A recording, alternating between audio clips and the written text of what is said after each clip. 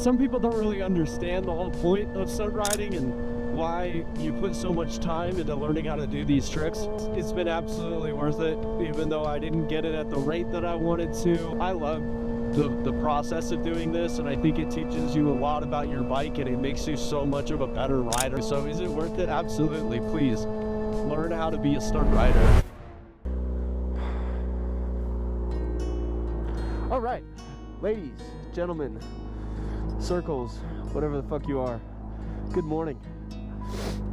Hope everyone had a good Thanksgiving. I'm a little behind on video schedule right now, but we are headed to the lot. It is a Sunday. Today's gonna be kind of a weird topic, kind of how I got into stunt riding as a whole and what that journey looked like. I'm not gonna be necessarily giving like a tutorial on how to wheelie or anything like that. You know, guys that make better videos than me for that kind of stuff, but I just wanted to kind of talk about my journey into it. I know some of you might be able to relate. We're on the Dirty Six. Ignore the plethora of engine lights. It's fine. The bike's fine. I just did some stupid shit to it. I touched it a little bit and she didn't like it. For those of you that have kind of been following me for a while, I started riding when I was maybe 16-ish. About to be 21 here soon. So it's a good couple of years. And when I initially started, I was like 15, I was broke. I didn't grow up in a family where like we just got dirt bikes and shit. So I didn't grow up around motorcycles, but I kind of started to make it happen for myself because I got into flipping bikes and I made videos on that before. But in doing so, I got to try out just a ton of different bikes. Sport bikes, dirt bikes, naked bikes, supermotos, like a little bit of everything. And the only thing I never really messed around with was cruisers. Got to figure out the different types of riding that I really liked. So I would highly recommend getting into that at some point because it gives you this opportunity to, you know, you buy a bike, you try it for a month, it's not for me, you sell it, you buy a different one. You know, and you can try out all these different types of riding and figure out what you like the most. Anywho, I had my supermoto for a little while that I built out, and I really kind of wish I didn't sell that thing. I actually ended up selling it to a buddy that lives up here in Loveland, or Fort Collins area, and I didn't even know, but he still rides that thing, he loves it. But I sold that because I was like, I want something more streetable, and I wanted to feel what a sport bike was like, because I had never really owned an inline 4. It was pretty much just dirt bikes and, you know, 300s and stuff like that. So I bought an R6, I think the day after Christmas. That was my Christmas present to myself, something like that. I bought an R6. I didn't have to spend any money on it because I sold my supermoto and then bought the R6 for the exact same amount. And the R6 was interesting, man. It was kind of a lot. I didn't love it. It was my first kind of big bike, so I got to see what like a real fast bike can do. But I just felt really stiff on it. And that was kind of around the time when I started seeing all of the dudes that rode in my area, and they were all stunt riders. And like the stunt riding scene in Denver was pretty big at the time. Now it's kind of dwindled out, which is sad. But all these guys were riding either like old 636s or FZ07s. And I had seen, you know, videos of stunt riding in the past. I remember that was kind of what introduced me a lot to, like, this was like 2020-ish, 2021, but I watched Brian 636's video on the Chicago riots, and that was my first kind of introduction into that. So I'd seen it before, and I just thought it was super cool. I was like, this is something that like you can do on the street, so it's not quite the same as like track riding or motocross, but it was very unique to me, and it seemed like a fun challenge. And I was like, oh, okay, well, I got this stock sport bike, you know, I can't stunt ride that. And less than a month after buying my R6, I sold it. I bought an FZ07 that was stunted already. It already had an Impact Tech cage on it. And I guess really that was the only thing that made it a stunt bike. It had an Impact Tech cage, and that was it. But I thought that was good enough. And it was an FZ07, right? And dude, I loved that thing. It was my favorite bike that I had ever ridden at the time was that FC. I don't know what it was about it. I think it was because it felt so much like a dirt bike in the way that it produced power. But it was a little bit more comfortable for me as a shorter guy. And it was also, you know, it was a street bike, so I could ride it on the street. I didn't have to dick around with making it street legal or, you know, changing the gear ratios and all that. Like, it was just good to go. And that thing just taught me so much.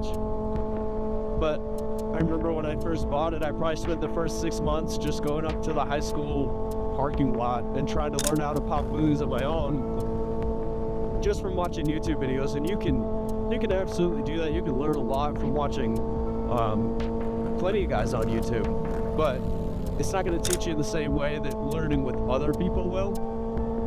So I started to figure out I need to, like, this is way harder than I thought. I think I looped my FZ and I figured out, man, like, I need to learn from somebody else in person to do this. So I started going to some of the stunt rides. I remember I went to the 420 ride and I just kind of introduced myself to folks and I was taking videos for people. That was kind of around the time I started getting into photography and videography pretty seriously. So I made kind of like a YouTube edit for the whole ride. It was a dog shit video, but I met a lot of cool people and they were able to kind of introduce me to some of the local lots that we had access to at the time. So I would just start going there on the weekends and riding it. And that was when I met a guy named Joe. And Joe is probably the best rider that I know. He's been riding for such a long time and his story is just pretty incredible. So here's the Instagram right here. Please go follow him. Super cool guy, and I'm so grateful that he took the time to really like mentor me through the first couple steps, because I just couldn't wheelie. Like I could, but I didn't get the timing of the clutch pop right, so I was having a hard time even just getting it off the ground. And he mentored me so hard throughout like that whole winter. And it just showed up. So if you're trying to learn how to do this stuff, like, dude, just be there, show up, and it'll start to happen for you. But anyways, all Joe really like just burned into my head was like foot brake, foot brake, foot brake, foot brake. So I would learn how to pop wheelies just from the stop, you know, on the FZ, and I had a cage on it. It was already beat up, so I didn't really care. And I looped that thing several times. You know, it happens. He was super patient with me, and I think that was a huge factor to me learning it all and just not giving up. Was like I had someone I had almost like an accountability buddy, right? Where every week, every Friday night, it's like, hey man, you going to the lot tomorrow? Because I'll be there. And it was kind of nice, man. He was kind of my Mr. Miyagi. But I spent pretty much that entire winter just first gear from a stop. That would be probably my biggest piece of advice, is just get a friend who knows more than you. Make friends with the guys who are significantly better than you, and you will progress super fast.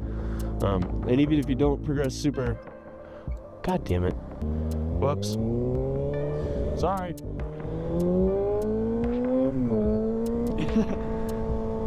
Get a friend, right? So just sitting there, he's teaching me and he's being super patient with me the whole time. I'm just trying to soak up knowledge from him, right? He rides a 636, the same generation. I think his is a 2015 that he bought from Jason Britton back in the day. And he taught me a lot about just kind of being safe and learning how how to take it slow.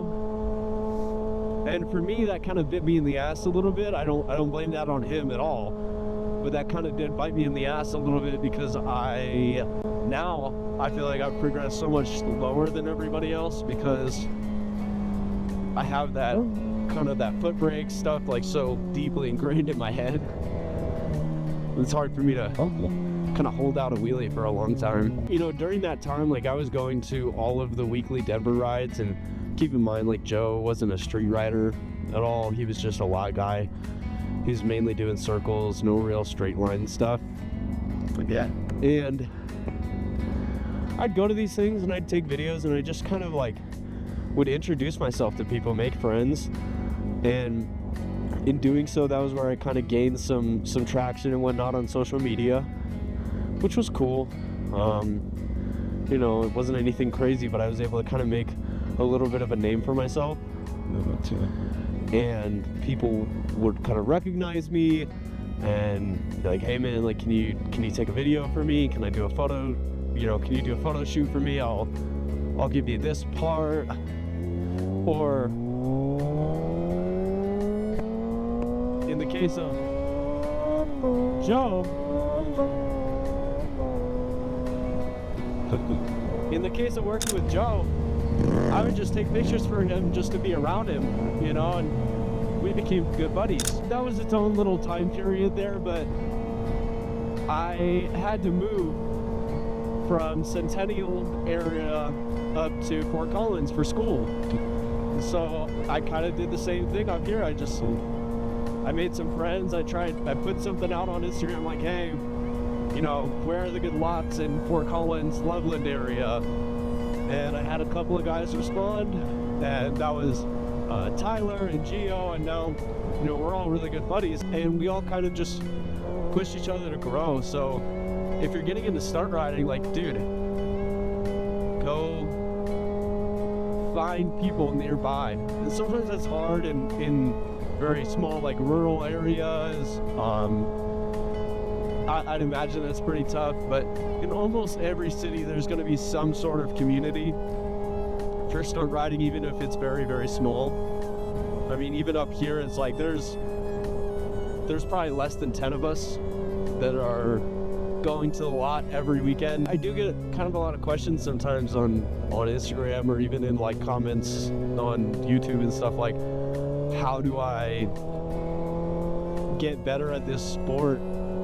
And that is easily the thing that will make or break you as a stunt rider. And by the way, like, I don't even consider myself like a stunt rider. I think that's years away from my abilities. I just kind of have that as my username or whatever because it stuck and rolled off the tongue nicely, and you know, it's better than having a bunch of hashtags and underscores in my name. No, I don't really consider myself a stunt rider in the same way that other people are. I just do wheelies, and I do them probably better than the average sport bike rider most of the time, not all the time. That was kind of what my journey looked like, and I'm only maybe like 2 years, a year and a half deep into doing this consistently. And of course, you know, everybody's just gonna get it at a different time. It's kind of hard because it's not quite the same as like going to the gym. You go to the gym every day, you are going to get better and it's going to show. In stunt riding, it is somewhat like that because like it does show, you know, but maybe just not in the same way. And some people are going to grow so much faster than others. If you're kind of where I'm at and maybe you're struggling with dipping it back further or trying out new tricks or, you know, whatever the case is, like, dude, just be patient. Like, it's coming, it will come. You just have to be patient. Because I guarantee if you've been doing this for a year consistently, you should absolutely be able to look back at where you were the year before you started and go, oh, you know, I'm a different rider, I'm a different animal. So I'll probably click this off until we get to the lot, and then maybe shoot some wheelies and just kind of leave it there. But if you guys have any other video ideas for me or whatever, just let me know. Thank you for the support recently. I hope you guys are having a good holiday season. And yeah, make sure you do all the YouTube stuff. Hit the fucking button. Hit it. And yeah, I'll see you guys next Sunday. Peace. Also, one more thing I'd like to say. Some people don't really understand the whole point of stunt riding and why you put so much time into learning how to do these tricks. For me, man, like it's been absolutely worth it, even though I didn't get it at the rate that I wanted to, and I'm not as good as I would like to be. Like, whatever, I don't care. I love the process of doing this, and I think it teaches you a lot about your bike, and it makes you so much of a better rider just day to day when you're commuting, because you have so much more control over your bike. Your reaction time is quicker, all these fantastic things. So is it worth it? Absolutely. Please learn how to be a stunt rider. Well,